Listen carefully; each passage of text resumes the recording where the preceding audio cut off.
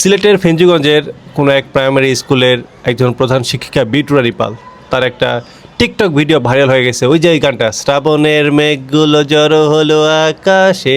তো এটা নিয়ে নেটিজেনরা বিভিন্ন কটাক্ষ করতেছে, বিদ্রূপ মন্তব্য করতেছে যে তিনি একজন প্রধান শিক্ষিকা, তিনি কেন এরকম টিকটক করবে, এরকম ভিডিও বানাবে।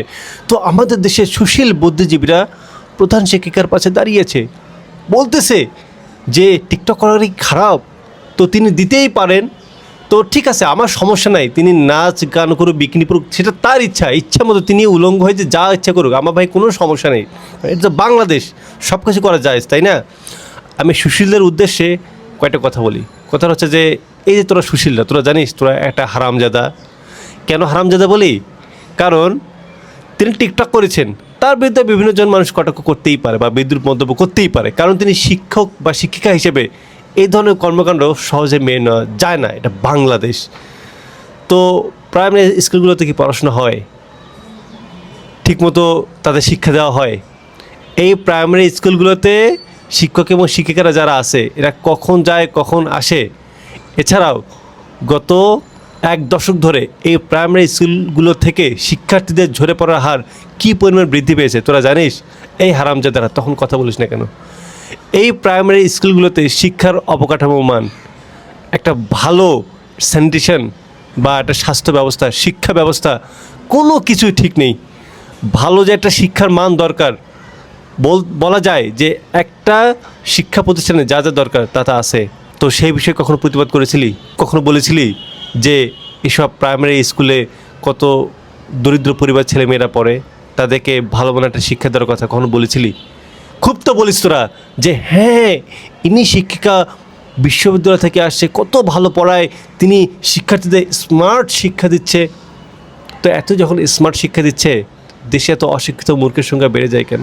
বাংলাদেশ শিক্ষা অধিদপ্তর একটা সমীক্ষা চালাইছে, সেখানে দেখছে যে এসব প্রাইমারি স্কুলের দ্বিতীয় তৃতীয় শ্রেণীর 70% শিক্ষার্থী সাধারণ বাংলা এবং ইংরেজি সমাধান করতে পারে না। তো আপনি চিন্তা করতে পারছেন যে আসলে বর্তমানে প্রাইমারি স্কুলগুলোর পড়াশোনা অবস্থা কতটা নিম্ন। এই বিষয়ে সুশীলরা কোনো কথা বলবে না। এই বিষয়ে এদের ছাত্রী টিকটকার যেসব শিক্ষক শিক্ষিকারা আছে, এরা কোনো কথা বলবে না। কারণ এতে যে তাদের পেছনে বাম্বু ঢুকে যাবে, এদের সমস্যা তো এটাই। ওদের বেতন বাড়াতে হবে, ওদের ঈদ পুজোয় এত ভাতা, শুধু মানে নববর্ষের টাকা বাড়িয়ে দেন। আমার সার্ভিসটা আমি কী পাচ্ছি? আমার সন্তানকে ওরা কী দিচ্ছে? কিচ্ছু দিচ্ছে না ভাই।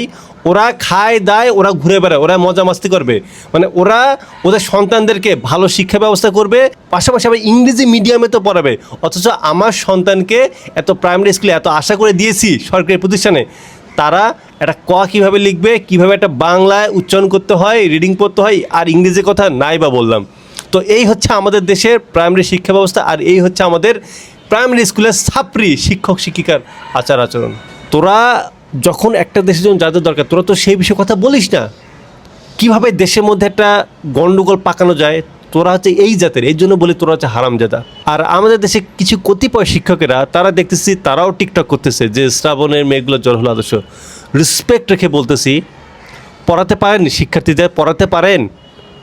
মানে আপনারা যে এই যে সরকারের টাকায় খান বসে বসে, হ্যাঁ বসে বসে খান, কারণ আপনারা প্রাইমারি স্কুলে কখন যান কখন আসেন ঠিক থাকে না।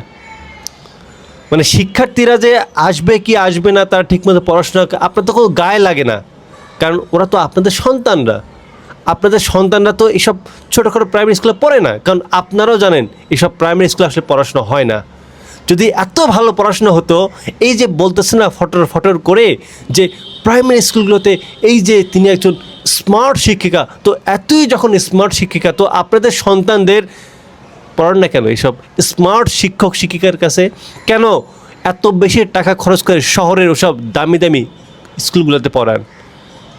আমরা খুব ভালোভাবে জানি যে জনগণের ট্যাক্সের টাকায় বসে বসে খেয়ে মাস শেষের টাকা নিয়ে নিজের পেট ভরাতে আর ওয়াশরুমে গিয়ে হাঁকতে আপনাদের খুব ভালো লাগে, কারণ আপনাদের জবাবদিহি করতে হয় না, কারণ ওই জায়গাগুলোতে সরকার খুব বড়োভাবে হস্তক্ষেপ করে না। তো এই জন্য আসলে আপনাদের মতো শিক্ষক শিক্ষিকাদের ওপর সরকার যে ভরসাটা করে, এটা হচ্ছে সব থেকে বড় বোকামি যে সরকারের।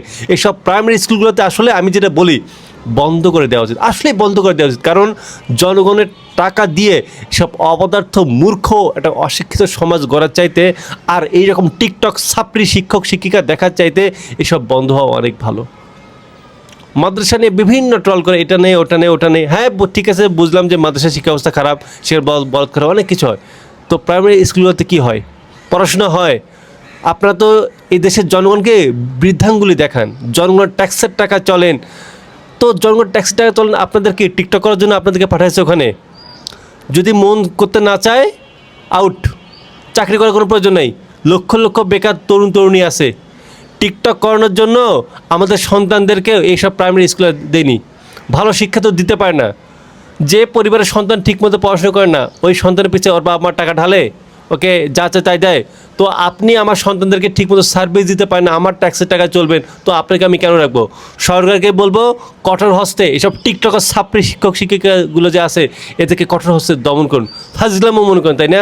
আজকে প্রাইমারি স্কুলে, কালকে হাই স্কুলে, তারপরে স্কুল কলেজ, সবাই টিকটকার হবে, টিকটকার হবে। একটা কি যখন একটা বিষাক্ত প্রজন্ম আমরা তৈরি করছি, আমরা একটা বিষাক্ত প্রজন্ম। আবার এই যে ছাত্রী টিকটকারগুলো যে হচ্ছে শিক্ষক শিক্ষা, এরাও এদের সাথে গা ভাসেছে। আসলে এই যে আমরা টিকটকার ছাত্রী বলি না, যে এই যে প্রজন্মকে এদের তৈরি করার জন্য এদের মধ্যে টিকটকার ছাত্রী দরকার। আরেকটা কথা বলি, শুনতে খারাপ লাগবে কিন্তু এটাই বাস্তবতা। বিট্টু রানীপাল উনি হিন্দু, তো ওনার ধর্মে তো ভাই গান টান সংস্কৃতি এগুলো তো না জায়েজ না, এগুলো জায়েজ। তো ওনার ধর্মে জায়েজ, উনি নিজে চাপে ওনার আশেপাশে সবাইকে এগুলোকে যুক্ত করতে। কিন্তু আপনি কি, আপনি মুসলিম, তো আপনার মুসলিমে এইসব গানটা নাচ গান জায়েজ আছে? তো উনি তো চাবে, উনি ওনার সংস্কৃতি ওনার ধর্ম অনুযায়ী সব কিছু পালন করার জন্য। তো আপনি আপনার ধর্মকে কেন নষ্ট দিয়ে দেবেন আরেকজনের জন্য? এই জিনিসগুলো একটু মাথা খাটান ভাই। উনি ওনার ধর্মের জন্য সংস্কৃতি নাচ গান ওনার এগুলো ধর্মের অংশ, আপনার ধর্মের অংশ। ও এখন আমি যদি আমার ধর্মের কথা বলি, ও আমি উগ্রবাদী, আমি মৌলবাদী, আর উনি ওনার ধর্মের জন্য কাজগুলো করলে কোনো সমস্যা নেই। যখন প্রাইমারি স্কুলগুলোতে 50,000 গানের শিক্ষক, নাচের শিক্ষক নিয়োগ দেওয়ার কথা উঠছিল, তখন এক পক্ষ বিরোধিতা করেছিলাম। আমরা চাই না, কেন ভাই আমরা নাচ গান শিখবো? নাচ গান এমনিতে শিখা যায়, আর নাচ গান শিখে কী করবো আমরা? যার ইচ্ছা হবে সে আলাদাভাবে শিখবে। তো এই নাচ গানে কারা সাফাই গিয়েছিল? এই যে ওই ধর্মের লোকেরা, কারণ ওরা ওদের ধর্মের অংশ, ওরা চায়। কিন্তু আমার ধর্মে তো ভাই যায় না, তো আমি কেন যাবো? এখন যদি বলেন ভাই এই দেশে সবার, হ্যাঁ এদের যদি সবার হয় তাহলে ভারতও ওই দেশ সবার। কিন্তু ওখানে মুসলিমদের কয়জন কথা শুনে? 30 থেকে 40 কোটি মুসলিম আছে। তো বাস্তবতা হচ্ছে এটাই, এই দেশে কিনে কী হবে, কোন দেশে কিনে কী হবে, এটা ওই দেশের সংখ্যাগরিষ্ঠ অনুপাতেই সেটা ভাগ হয়।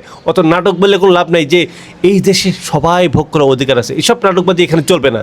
ওইসব কথা ভারতে গিয়ে বলেন, নাটক করে আসছে। তাই যারা এখন সাফাই গাইছেন না, এসব নাচ গান টিকটকার, ওই আপনার সন্তানের দিন শেষে সব নাচ গান সাপড়ি টিকটকার হবে।